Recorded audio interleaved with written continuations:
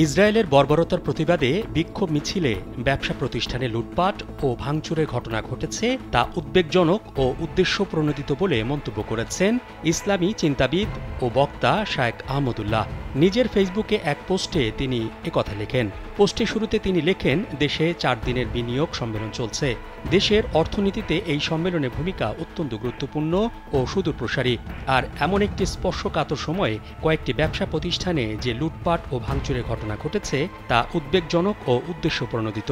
আহমদুল্লাহ লেখেন, এর অন্যতম লক্ষ্য আগ্রহী বিনিয়োগকারীদের বিভ্রান্ত করা, তাদেরকে দেখানো যে বাংলাদেশে তাদের বিনিয়োগ নিরাপদ নয়।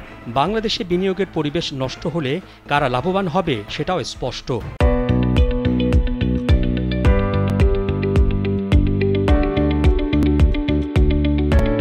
ইসলামিক এই চিন্তাবিদ মনে করেন, যারা লুটপাট করেছে তারা আন্দোলনকারী নয়, তারা চক্রান্তকারী এবং অপরাধী। তাদেরকে চিহ্নিত করে আইনের আওতায় আনার দাবি করেন আহমদুল্লাহ।